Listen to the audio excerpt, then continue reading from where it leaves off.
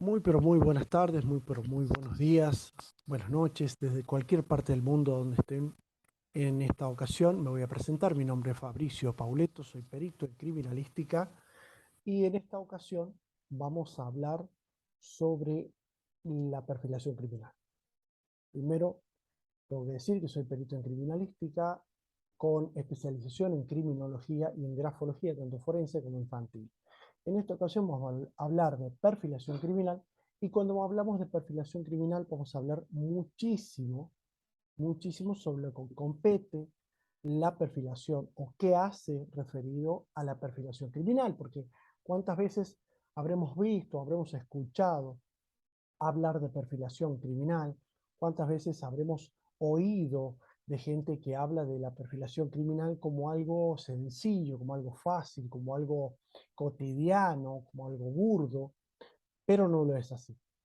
No lo es así porque hay una serie de elementos, de factores, tanto objetivos como subjetivos, que se deben analizar, que se deben observar, porque la perfilación no es para cualquiera. ¿Por qué digo que no es para cualquiera? No lo hace cualquiera porque esa persona tiene que tener una preparación, tanto técnica como científica. Y aquí vamos a empezar a compartir algunas imágenes para charlar un poquito sobre qué es la perfilación criminal.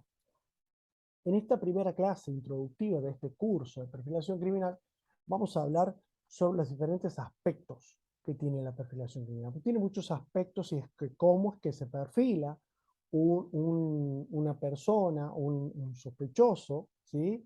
Puntual. Primeramente vamos a pasar a compartir la pantalla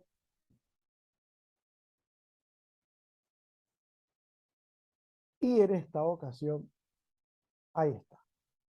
Vamos a ver que cuando hablamos de perfilación criminal, tenemos que volver y hablar precisamente de aquello que hemos visto por las películas o por las series de televisión, que se nos viene a la cabeza, por ejemplo, Mentes Criminales, o se nos viene a la cabeza El Mentalista, o alguna otra serie más nueva, ¿no? Tenemos que saber principalmente que la perfilación criminal es mucho más que eso, porque las series de televisión, las series de Netflix, las series de cualquier otra cadena, hacen que esto sea un poco más mágico, más esplendoroso. En la vida real esto no es así. En la vida real es un poco más llevadero, se aplican otras cosas, se aplican otros conocimientos, y eso es lo que nosotros vamos a hablar precisamente en este momento. ¿Por qué digo precisamente en este momento? Porque es lo que vamos a hablar acá, porque tenemos que saber principalmente qué es a modo conceptual la perfilación criminal. Cuando hablamos a modo conceptual, vamos a hablar para darle un concepto, porque muchos manuales de perfilación criminal, aquellos que decidan hacer este curso, van a tener mucho material didáctico, como por ejemplo manuales, definiciones, conceptos, videos y mucho trabajo por sobre todas las cosas, porque van a interactuar en casos reales, para perfilar una persona en un caso real.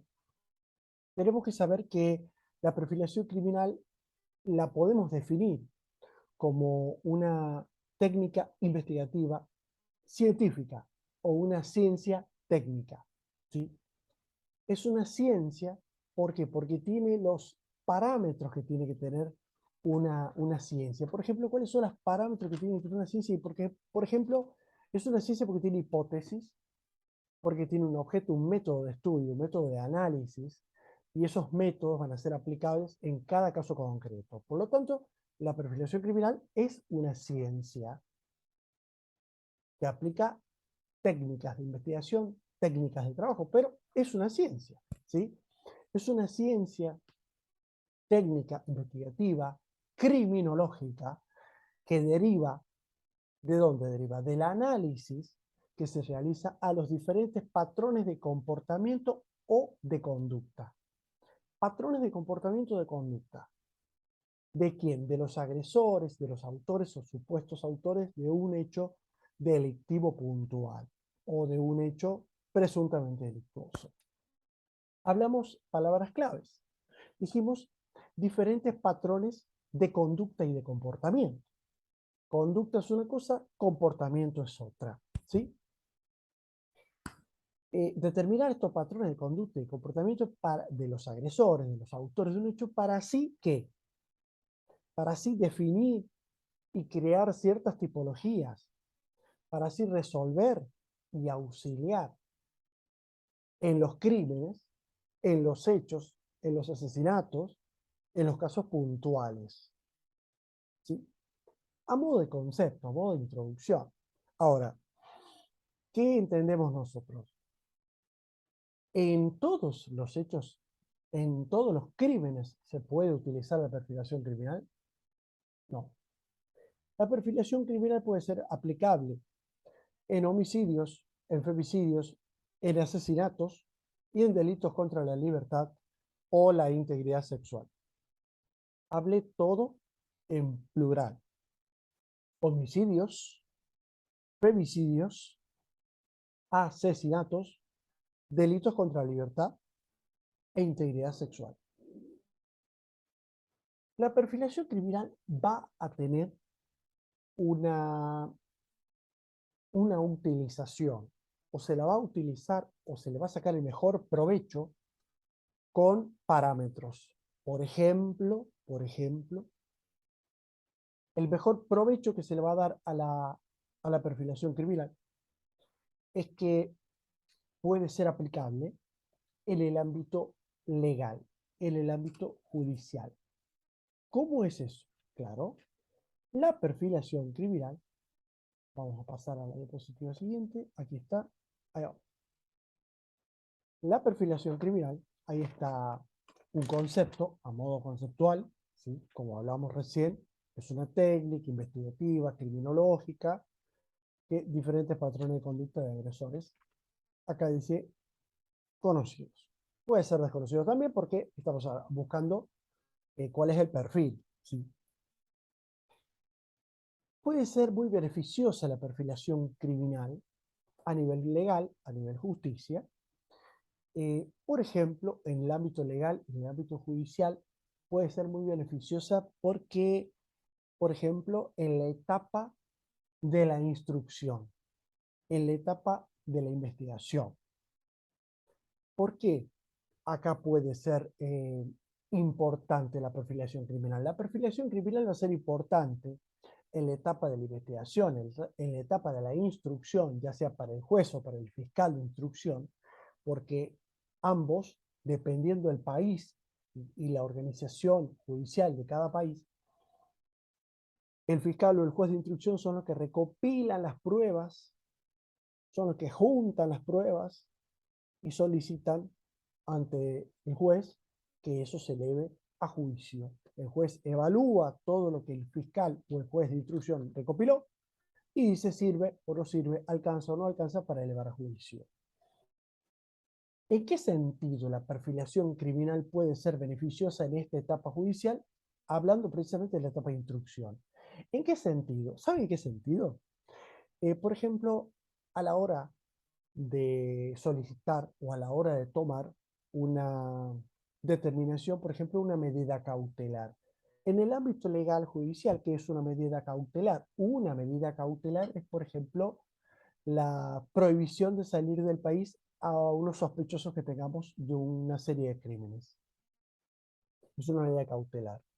Eh, el secuestro de objetos o, por ejemplo, de dispositivos móviles, los allanamientos, son medidas cautelares que se pueden dar para evitar de que los sospechosos entorpezcan o destruyan pruebas o indicios, entorpezcan la investigación o destruyan pruebas o indicios que pueden estar vinculados con su participación de algún hecho puntual, ¿sí? Esa es la etapa de la instrucción.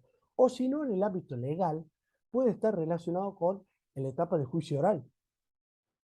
En la etapa del juicio oral, la perfilación criminal va a estar ligada o va a ser beneficiosa a la justicia porque puede ser incorporada al juicio como una pericia, ¿sí? Como una pericia, como una parte pericial, porque esclarecerá los motivos de la comisión del delito. Por ejemplo, la perfilación criminal en la parte del juicio oral esclarecerá los motivos por qué una persona actuó de una diferente manera, en lo que se conoce como modus operandi. y el vinculamiento de los casos en el caso de que un autor fuese el mismo de varios casos puntuales. Y acá hago alusión a esto de que el autor sea el mismo de varios casos puntuales porque la perfilación criminal no se utiliza para todos los casos, no se utiliza para todos los hechos, se utiliza para algunos hechos puntuales. ¿Sí?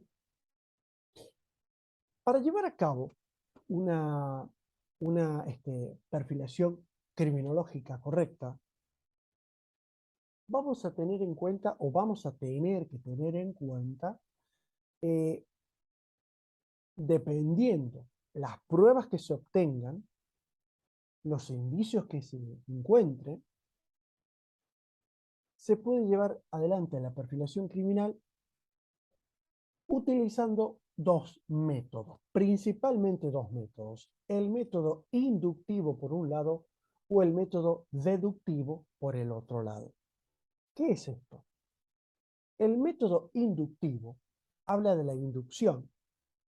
Este método es el que estudia los casos ya ocurridos, ¿sí?, que se realizan para extraer, que se revisan o que se realizan para extraer patrones de conducta de sus autores en casos similares. El método inductivo analiza casos similares, cuál fue los patrones de conducta de los agresores, para ver si se asemejan con estos casos que se están analizando en la actualidad. Que vendría a ser trasladado al ámbito legal, vendría a ser lo que se conoce como jurisprudencia. En el ámbito legal, la jurisprudencia son los conjuntos de fallos de casos similares. Por ejemplo, un juez no sabe qué determinación tomar en un caso, por ejemplo, de femicidio, tiene muchos argumentos, pero va a buscar, por ejemplo, un juez en un caso similar, similares magnitudes, similares agravantes, y busca jurisprudencia, casos ya ocurridos, ¿sí? Esto es algo similar. Eso es en el método inductivo. Por ejemplo, el método inductivo sería cuando van a entrevistar los agresores a las cárceles para sacar algún tipo de información. Los perfiladores van a las cárceles, por ejemplo, ya ha pasado con Ed Kemper o Ted Bundy, que he ido a entrevistarlos para ver si tenían algún tipo de información que les pueda brindar. Eso se hace para analizar, para estudiar un poco más, ¿no? Y luego tenemos el otro método, porque hablé de dos métodos. El otro método es lo que se conoce como método deductivo, de deducción. Uno habla de inducción y el otro habla de deducción. El método deductivo es aquel que analiza la escena del crimen o el lugar de los hechos y analiza otro tipo de pruebas. Por ejemplo, indicios, evidencias que haya podido dejar el autor o los autores atrás, en el lugar, en su camino, en su huida, en el lugar donde estuvo, ¿sí? Este método deductivo analiza todos los indicios y las pruebas que deja, las evidencias que deja él o los autores en la escena del crimen o en el lugar de los hechos, eh, tanto aplicando un estudio tanto biológico como físico. Este estudio físico-biológico estudia lo que se conoce como las pruebas forenses, como la victimología, como las características emocionales y motivacionales del autor y el perfil geográfico. Para hablar de prueba forense, vamos a hablar que prueba forense habla de precisamente de que un rastro dactilar o papilar, una huella de pisada, un rastro palmar, eh, un mechón de cabello, una muestra de ADN, son todas pruebas forenses, ¿sí? Bien, cuando hablamos de victimología, y acá victimología es un tema un poco más para la próxima clase hablarlo, porque victimología hace alusión a aquello que hay diferentes clases de víctimas. Tenemos la víctima acosadora, la víctima impulsiva, la víctima sumisa, la víctima participadora, la víctima que no participa. Bueno, tenemos muchísimo para hablar de víctima. Y en una de esas cosas vamos a hablar de la víctima, digamos, corriente, común, nata. La víctima nata, la víctima que se resiste a un hecho, que intenta huir, que intenta escapar. Y eso provoca cierto comportamiento en el agresor. Acá vamos a hablar de un hecho puntual, por ejemplo, un agresor sexual. El que la víctima se resista puede despertar cierta emoción, cierta motivación en el agresor. Por ejemplo, esto le pasaba, esto le pasaba a, por ejemplo, Ed Kemper o a Ted Bundy, entre otros. La presencia o la, el derramamiento de sangre le ocurría, le provocaba una cierta motivación a Andrei Chikatilo, el carnicero de Rostov. O sea, siempre hay desencadenantes que varían de cada caso. Y eso con respecto a las víctimas, porque hay víctimas que se resisten. Por ejemplo, Kemper tuvo una víctima, Ed Kemper, tuvo una víctima que no se resistió y no sufrió lo que él esperaba que sufriese, cometió su fechoría y luego tuvo una serie de depresión, porque el hecho no fue como él esperaba. Eso es normal, es normal en ese tipo de personas, pero eso depende de la víctima, ¿sí? Victimología vamos a seguir hablando más adelante porque es mucho, como quien dice, mucho tema más adelante, mucha tela para cortar. La característica emocional y o motivacional del agresor o de los agresores, acá generalmente voy a hablar de uno, del agresor, es que tiene mucho que ver con su pasado. Ustedes me dirán, profesor, no todos los agresores han sido víctimas o no todos los violadores o los depredadores sexuales han sido víctimas de un hecho.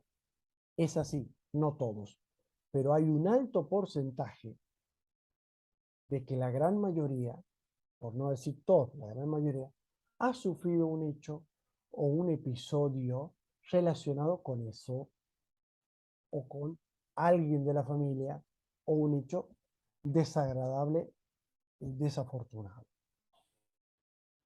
También cabe destacar que eh, las características emocionales y motivacionales, por un lado tenemos las emociones. ¿Qué, qué emoción le puede provocar a un agresor sexual el ataque a una joven? Y por ejemplo, la emoción de sentir la adrenalina, la emoción de sentir la sensación de poder que se relaciona con la motivacional, la sensación de sentir la, este, la energía, la vibracionalidad. Son emociones que vienen directamente del cerebro, porque es nuestro cerebro el que nos hace tener ese tipo de emociones. ¿Sí? El cerebro dirige toda la batuta, el cerebro dirige toda la orquesta, es el cerebro el que le ordena al corazón y así sucesivamente. Por ejemplo, ¿qué nos pasa cuando vemos un color? Un color impacta más a nivel cerebral que otro color. Por ejemplo, el color rojo. ¿Por qué creen ustedes que las grandes marcas, ya sea de bebidas o ya sea de tabaco o ya sea de, no sé, se me viene a la cabeza otra cosa, son de un color particular o llevan un color particular? Porque hay colores que afectan eh, la parte del cerebro hipertensoras y hay colores que afectan la parte del cerebro hipotensoras, que relajan, que calman. Por ejemplo, los colores pasteles. Bueno, eso está relacionado con el cerebro y con las emociones. Lo mismo ocurre con las personas. Por ejemplo, acá el agresor. El agresor tiene ciertas características emocionales que hacen que se despierten o que representen esas emociones ante un hecho. El agresor sexual, por ejemplo, tiene características emocionales altas ante un determinado grupo de víctimas, por ejemplo. Ya pasó en Argentina, pasó en España, pasó en cualquier parte del mundo, tenemos, pero hechos para analizar de cualquiera. Me voy a ir a Argentina. Voy a estar en Argentina y voy a estar en la provincia de Córdoba, mi Córdoba. En Argentina, Córdoba tuvo un violador serial denominado, llamado eh, Mario Sagem. Sagem o Sagem, lo pueden buscar, Mario Sagem, tenía una particularidad. Elegía y seleccionaba a sus víctimas. Esto forma parte del modus operandi. Seleccionaba a sus víctimas por una característica particular. Eran todas estudiantes o en una zona, ahí hablamos ya del perfil geográfico o la zona de confort que utiliza el agresor para atacar. Una zona determinada que era, por ejemplo, la zona ciudad universitaria. Los que conocen o los que saben de lo que es la ciudad universitaria, es una zona donde viven la mayor cantidad de estudiantes, justamente en la universidad. Sagen actuaba en una zona de confort, elegía a sus víctimas. Esto forma parte del modus operandi, pero tiene relación con esas características emocionales. Esas víctimas eran sumisas, no se resistían y eran obedientes a lo que el depredador les exigía. Características emocionales que venían de su psiquis. Ahora, características motivacionales. ¿Qué lo motiva a una persona a cometer un tipo de fechoría de esta manera? Un tema para seguir analizando, porque motivación. La motivación, la primera motivación, la motivación sexual. Hay una motivación sexual. Bien, en este caso puntual, la motivación sexual. Otra cosa, se supo que Marcelo Mario Sagen tenía dos vidas paralelas, dos familias paralelas, en lo cual era un padre de familia aparentemente ejemplar. Aparentemente ejemplar. ¿Y qué lo motivaba? Si tenía dos esposas, lo motivaba eh, la adrenalina de querer tener el poder ante un determinado grupo de personas, o lo motivaba, eh, digamos, el hambre sexual. Bueno, muchísimos temas más. De estos temas vamos a seguir hablando a lo largo del curso, porque la motivación, tanto emoción como justamente la motivacional, hacen que vayan entrelazadas entre sí en cada hecho puntual. Nombré Sagen, pero por nombrar. Puedo nombrar acá las características emocionales y motivacionales. También me voy a ir y voy a volver el tiempo atrás para hablar, por ejemplo, de eh, este líder de un culto, que no era católico, de un culto, que provocó una serie de suicidios, o sea, el mayor suicidio masivo de la historia hasta el momento, lo provocó este hombre, ¿sí? Lo provocó este hombre cuando incitó a que sus seguidores se envenenó a sus seguidores. Él también tomó, aunque se cree que no tomó, sino que se disparó en la boca. Y estoy hablando nada más y nada menos que de Jim Jones. Jim Jones, un líder religioso, allá en la década del 60, década del 70, donde llevó a sus seguidores a una isla en Centroamérica, los tenía allí. eh, Él era el líder, él era su dios, digamos, y cuando vio que su coartada se moría, envenenó a todos sus seguidores y luego se quitó la vida él también. Características emocionales, falta de empatía. Características motivacionales, el ego de poder, el ego de ser, el ego, la egolatría. Ahora, características de narcisismo puntual. Vamos a seguir hablando de eso. Lo mismo, vamos a seguir hablando de lo que es el perfil geográfico. ¿Cuál es el perfil geográfico? El perfil geográfico es dónde y cómo se desarrolla la vida de este o de cualquier agresor o de cualquier sospechoso, porque vamos a ver qué es la perfilación criminal. Acá tenemos un pequeño cuadro cuando hablamos de la perfilación criminal a modo conceptual.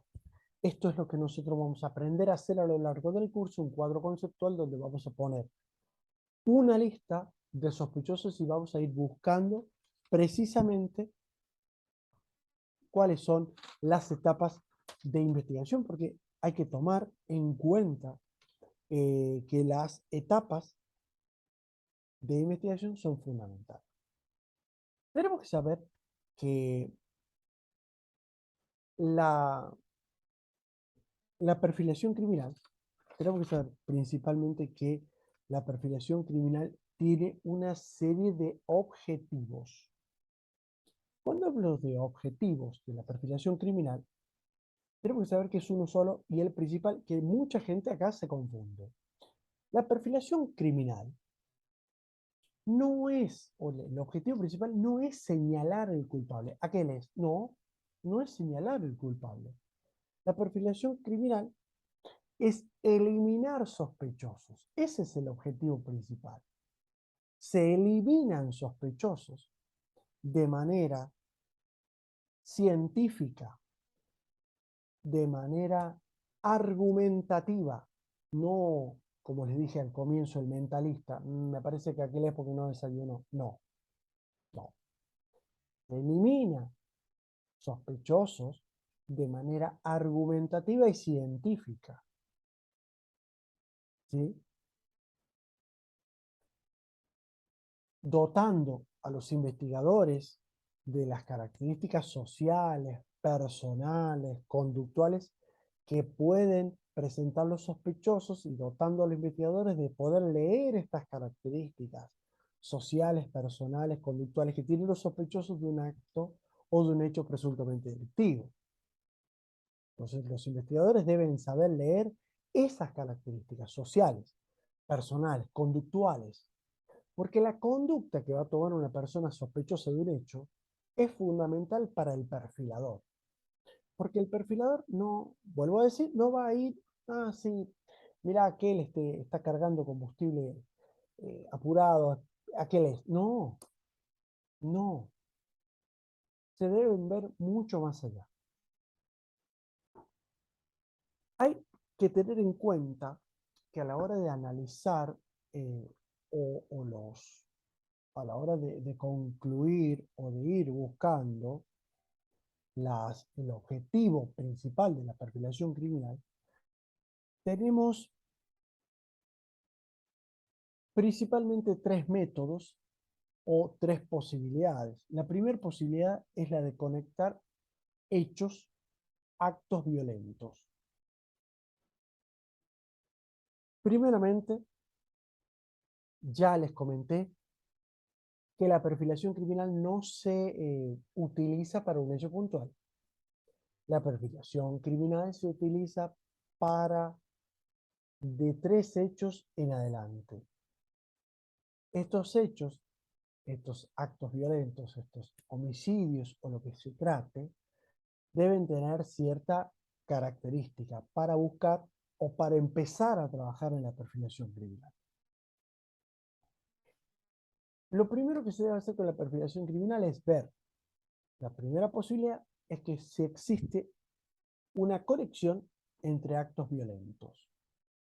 La segunda posibilidad es que si existe la posibilidad de analizar psicológicamente el autor o los autores. Hemos visto que hay varios hechos violentos, varios hechos delictivos, en una franja horaria, en una zona geográfica. Me vuelvo a ir a Argentina, a Córdoba, la zona de Ciudad Universitaria. Tenemos varios hechos en la misma zona. Tenemos que hablar de un perfilador, tenemos que buscar un perfilador. Porque, ¿qué características tienen las víctimas? Vamos a ver las características, son todas estudiantes de una facultad, de medicina, de una ciudad universitaria, salen al mismo horario, entonces el agresor se desplaza en una franja horaria a la salida de la universidad, en una zona geográfica de confort. Ahora, lo tenemos al sospechoso, tenemos dos, tenemos tres, vamos a ver de qué, cuáles son el perfil psicológico de los sospechosos. A la hora de analizar el perfil psicológico de los sospechosos, puede ser que sea un padre de familia, como se genera padre de dos familias, padre ejemplar en teoría, o puede ser una persona con ciertos rasgos y trastornos, ya sean psiquiátricos y que puedan presentar, por ejemplo, rasgos narcisistas, psicópatas, psicóticos, que eso también puede entrar. Entonces, analizar psicológicamente el autor. Y la tercera posibilidad es analizar la víctima. Entonces, vamos a ir buscando si hay conexión entre los hechos, mínimamente tres. Vamos a buscar el perfil psicológico de los sospechosos. Y la tercera etapa es la víctima. ¿Qué características presentan esas víctimas? Para saber si se tratan de hechos aislados o no. Fíjense qué importante que es la perfilación, porque ustedes me dirán, ¿cómo no se utiliza la perfilación en los actos de femicidio? ¿Saben por qué no? Porque no todas las víctimas tienen las mismas características y porque no todos los hechos de femicidio, que por ejemplo el mundo tiene un alto nivel, no son iguales. ¿Por qué? Porque los agresores no son iguales. Fíjense, voy a ir a un hecho puntual, un hecho de femicidio que no fue femicidio, pero pudo terminar en femicidio, fue por ejemplo el caso de José Bretón en España. Bretón asesinó a sus hijos por venganza porque su mujer no quería volver con él. Ese día que Bretón buscó a sus hijos, su mujer no estaba. Que si estaba, también la rapta y la lleva y la mata. Entonces ahí tenemos ciertos comportamientos, este por venganza, y otros que son por rencor, otros que son por odio, otros que son, bueno, y esos son los factores que hacen la motivación, esa motivación que hablamos recién. Entonces es muy importante ver por qué sí y por qué no se utiliza en un hecho puntual la perfilación. Como dije al comienzo, la perfilación criminal utiliza método científico, explica fenómenos, establece relaciones de hechos, como lo vengo mencionando, y enuncia leyes que explican ellos.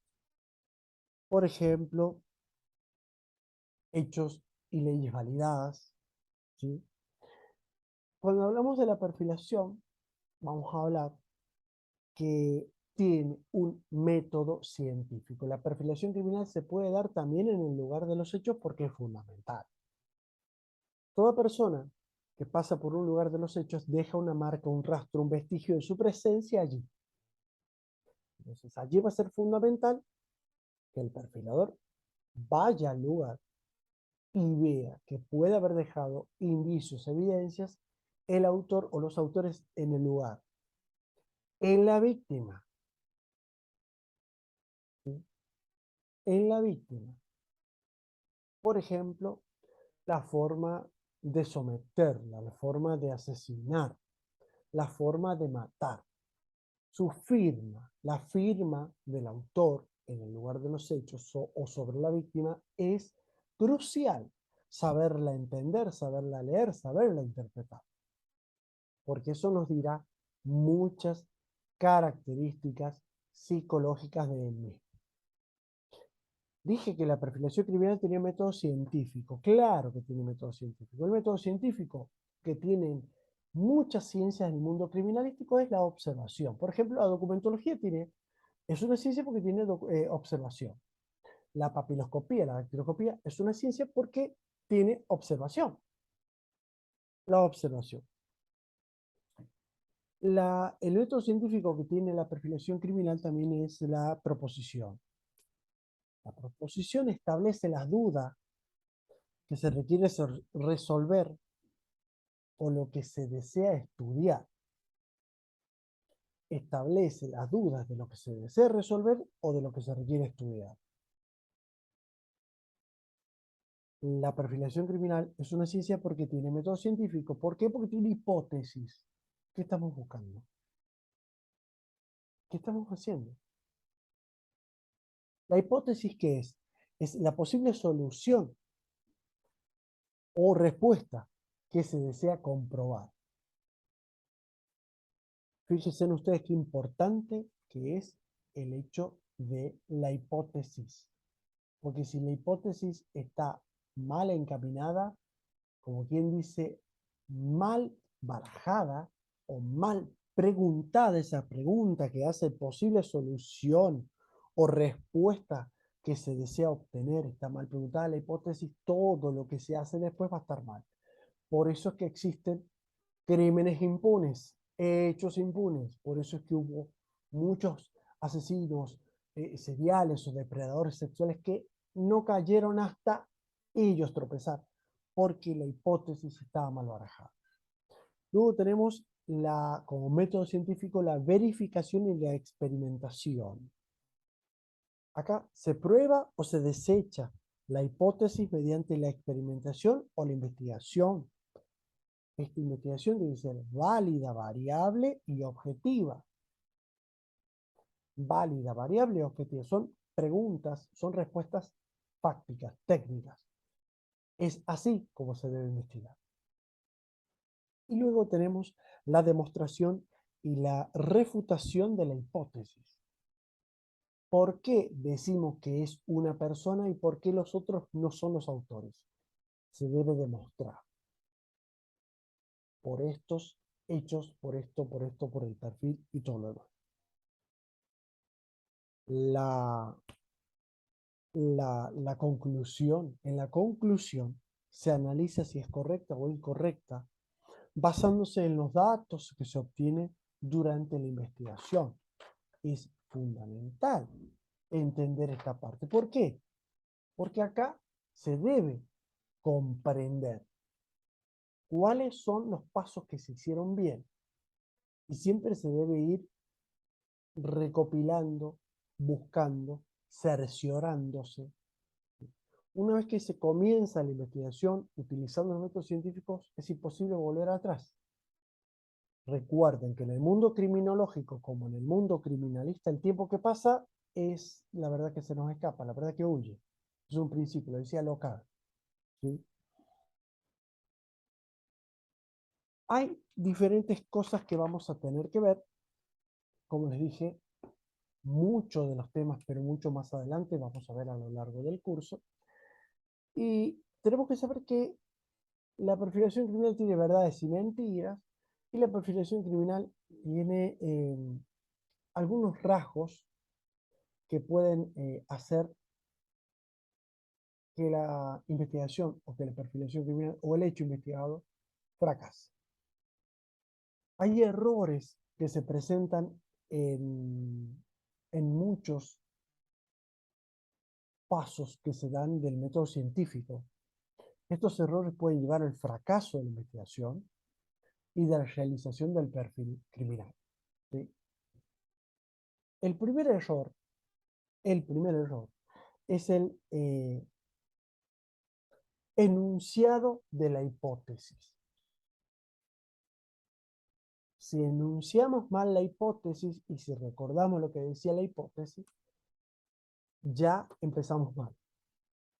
Ya empezamos mal porque el enuncio de la hipótesis está mal hecho, por lo tanto, es como un ejercicio matemático, es como un problema matemático.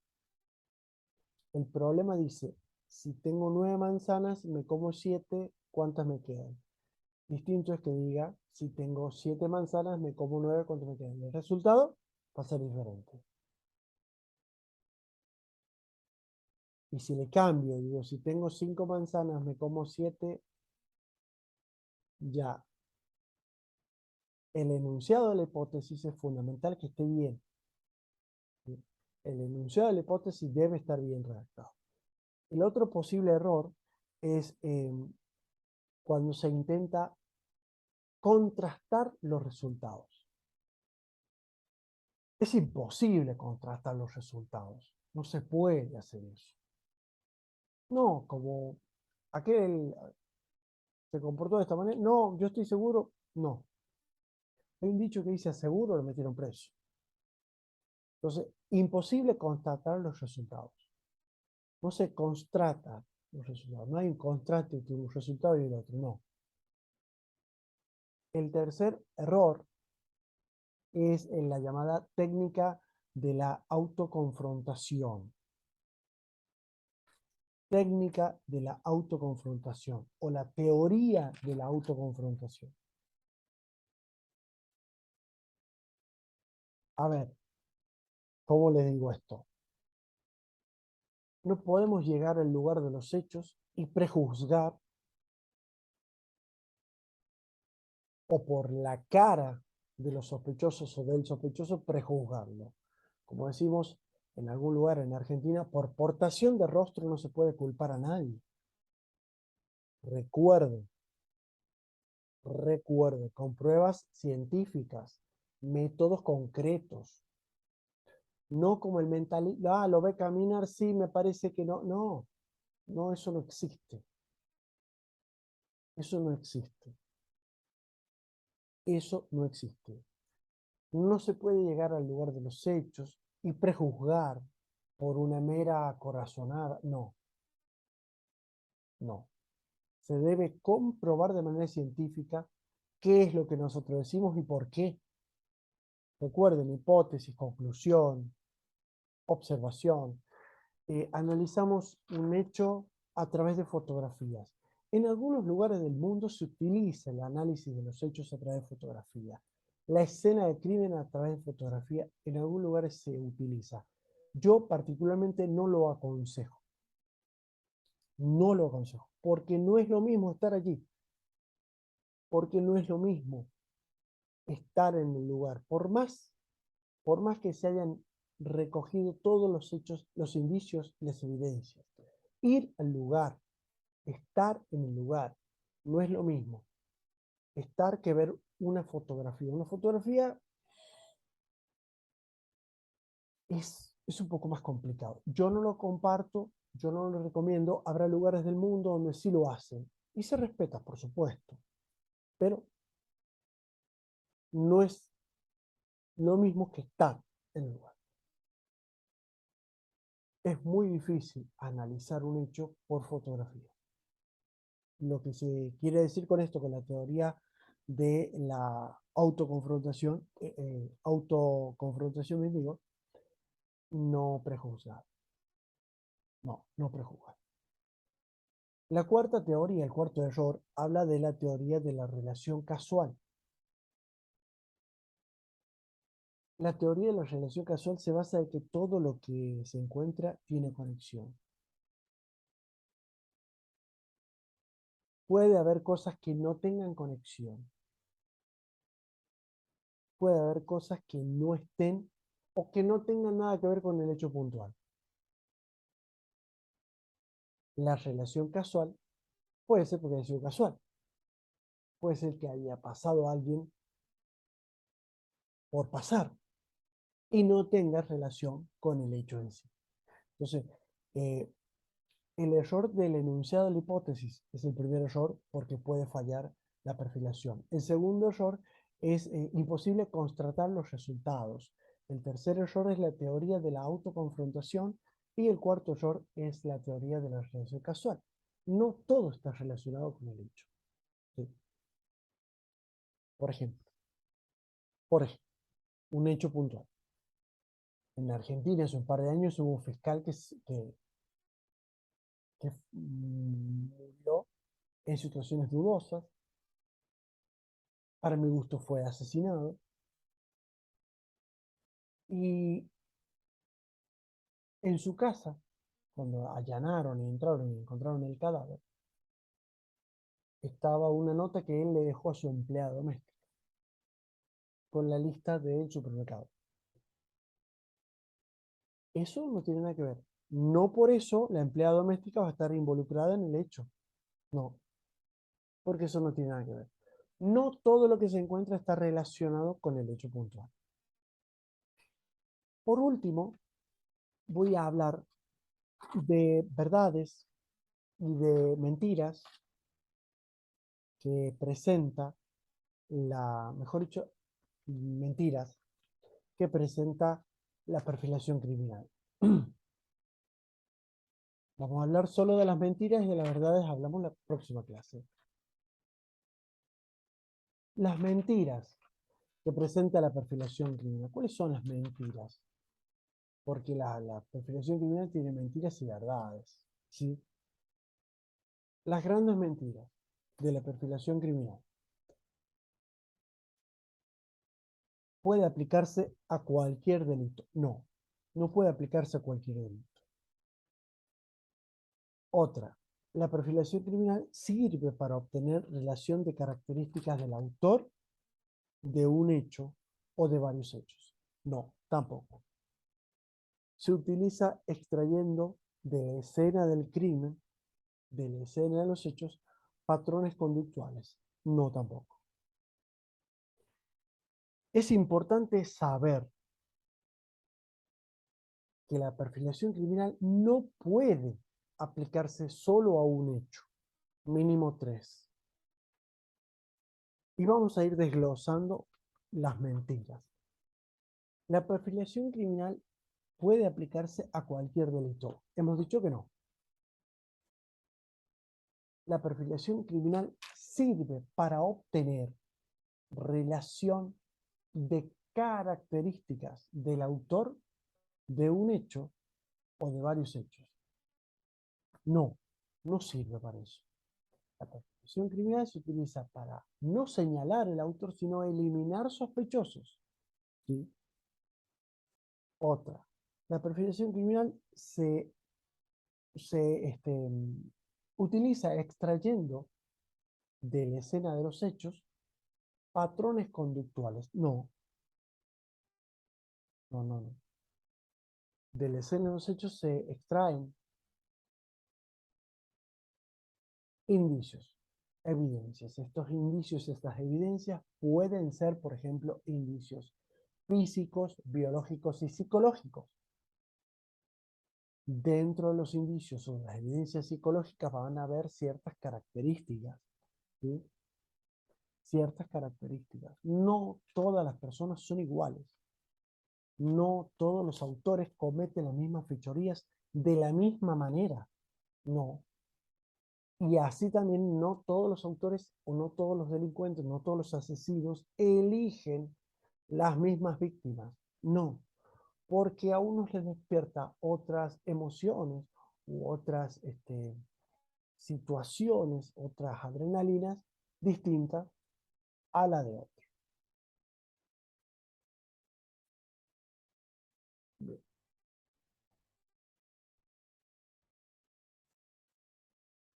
vamos a pasar.